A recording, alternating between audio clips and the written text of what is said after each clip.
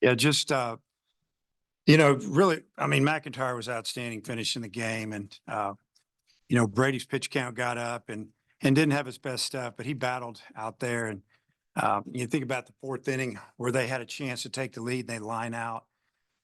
Two pitches before that was strike three, break a ball. I didn't call it. The game can change on one pitch. And, thank goodness we had the shortstop shifted around a little bit. All the little things add up, and just moving him, a little scouting going on there that can do that. And it's, he lines out, we hold him there. Frustrating day at the plate. I thought their left-hander did a tremendous job against us, and, it's tied us up, breaking balls, fastballs in, getting jammed. And, but credit to the offense there in the sixth inning. We had a two-strike home run that gave us the lead. And then we had another two-strike home run opposite field that put us up three then, because we had a homer before that on the first pitch. And then another two-strike triple that scored two, put us up five, and then they wild pitch in the sixth run. I mean, that's how quick it can happen. I tell our guys all the time, no lead's safe, and you gotta keep building on it. And that's why it was just really good to have McIntyre in the game at that time. He was well rested. Once it got to the point where we're throwing a couple of innings, it's like, hey, just let him go. We're not going to use him tomorrow anyway. But he's got to go out there and pitch well, and he did. And that was big to save our pen. It was good for us to find a way to win this game when things weren't looking real good early. But very rarely do you get a chance to win three in a row against the same team. And we have that opportunity tomorrow, and I hope we come out and play well. Dave, that first guy they brought out of the pen, I think it'd been a weekend starter for them. Did y'all just have a really good scout on him? What was the key to those three straight home runs? Yeah, I mean, we thought he would start a game here. I think they'd been pitching him first in most of their series, but not 100% sure on that. I mean, we just have what we have. We have videos of other games, and you kind of figure out what they're throwing a little bit. But I think our guys just did a good job of, fouling off a few pitches here and there, and then got something they could handle. Aloy's home run was first pitch breaking ball that was in, and he hammered it and just got up in the wind and blew out of the park. I don't know. I can't say that, he was tipping anything or we knew what was coming. They just saw it and hit it. But I don't know. Baseball's a little funny. Nothing happens for 5 innings and then you explode for 6. And just to make a pitching change, we get a big hit and everybody thinks they can hit. I don't know. And McIntyre, I think the last time we talked to him, he said, probably shouldn't admit it as a pitcher, but he likes it when there's kind of traffic on the bases. Do you get that sense from him? And how key is it to have a guy like that to bring in those situations? Well, it's good to have a guy with experience that's been there and that it doesn't bother him. I don't know if he should say he likes it. But I think what he means by that, in my opinion, is that it doesn't bother him. He knows that that's going to happen a little bit, that he's going to have to come in with runners in scoring position. Excuse me.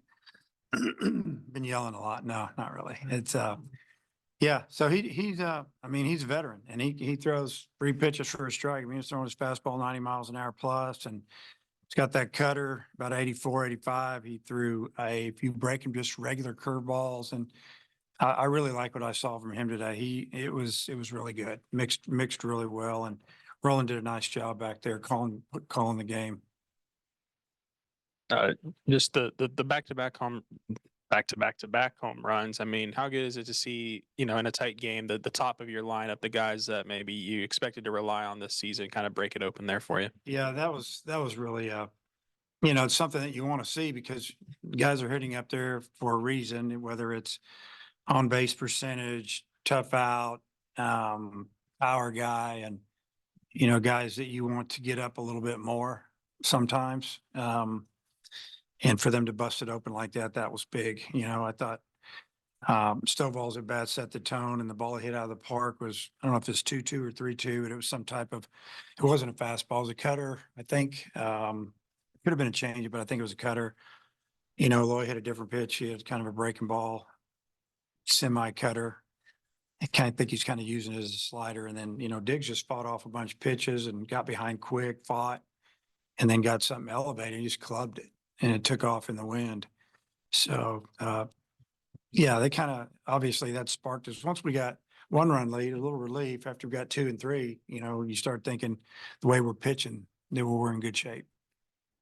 You mentioned last night people might not be realizing what they're seeing from Hagan, but it's carried over to the entire staff. I mean, as a head coach that's been here for a while, I mean, how are you kind of comprehending just the way your pitching staff is rolling right now? Well, I've had some really good pitchers here. I've had some really good staffs. I haven't had this much depth probably, if everybody stays healthy, and we got another guy or two coming down the pike that haven't thrown yet. And that's the difference. It's the depth. The starting pitching, I've had some before, but maybe not as many guys that come out of the pen that can hold you down. But it's been great watching it. From the side. And that's what we do. We're over there, sometimes when things are rolling, you almost become a fan a little bit. You're like, wow, this is really impressive. You guys hit back to back to back against Illinois State last year. And the research we did at the time was like, we didn't think it had been done. So Yeah, back to back years, you've done that. Well, that's a pretty cool feat there. it is. Yeah. I mean, it's hard to do. I mean, what are the percentages? They're not very high. That's for sure. And obviously some things have to go your way, whether it's, as bottom line, the balls, we got to get all the way around the bases. I guess you could hit into the Parker, but you got to have some things really fall into place to hit 3 in a row. It's hard to hit back to back, honestly. And the way it was going today, it was hard for us to get a hit. And for us to get, I think, 5 in that 1 inning. And 3 of those were with 2 strikes. And those, in those 3 swings, we drove in 4 runs. So big inning for us, especially in a conference game that we hadn't done much. And it almost looked like we were going to maybe waste a good, pitching performance there. Dave, Brady was kind of cruising through the first 3 innings and ran into some trouble in the 4th. Did you notice anything from him? Like what happened there? Yeah, just not throwing the fastball first strike. Like I said, there's no doubt that one of those pitches was strike 3 to end that inning. And it's that's frustrating that he didn't get that call. He was frustrated with it, and it almost cost us a few runs. Just it was fastball got away from him a little bit. The breaking ball was pretty good. He all left a few up and into some righties, but he also could throw it for a strike most any time he wanted. I mean, he threw it. I think he got 2 or 3 backwards Ks, full counts, breaking balls.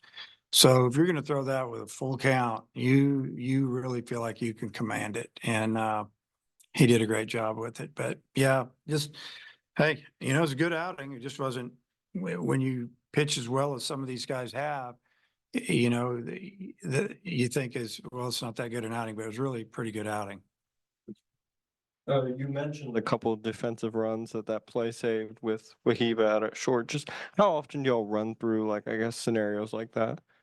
Well, they have a card in their back pocket, all the infielders, and then they have something on their wrist that will tell them signs.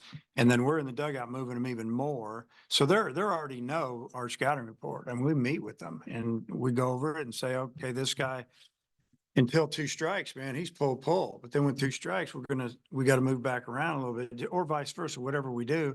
It's not always 100%, but if you're just going with the percentages, that's why we had, Aloy up the middle like that. And right when he hit it, it was right at him. It was just a matter if he could jump high enough to catch it. Looks like he did. Hey, Dave, going back to last April when you're bringing Tiger back from injury, you've had a lot of success piggybacking him with Will McIntyre. Is there something about the way those 2 pitch that work well together? Well, there might be, you got one that throws a cutter that's a breaking ball that's in McIntyre that's 84. Then you got a 75 or 74, 75 mile an hour breaking ball from Tiger. So it's a little confusing probably for a while, but today McIntyre got through the lineup a couple of times. So they had seen him and he did just as well. And I just think his stuff was just really good today. I think it's been 17 years since your team had back-to-back shutouts of SEC teams in 9-inning games. Just maybe speak to how hard that is to do. 07 SEC tournament. Yeah, because we had some really good pitchers in 07 in that rotation. 3 good starters. That would have been like, who do we have? Todd and maybe a guy named Nick Schmidt and And who was the other one? It was Nick and Todd. Yeah, I mean, those two pretty good ones too. If Nick hadn't got hurt, he'd pitched in the big leagues, no doubt about it. Todd got up there for a little while, I think. So, yeah, so it's hard. It's hard to do. It's hard to shut them out once, much less twice. But back to back is something else. So I'm sure we're going to get their best shot tomorrow. And with Missouri's left-handed starter, he was coming inside on a lot of your left-handed hitters. Is that something you had seen on tape?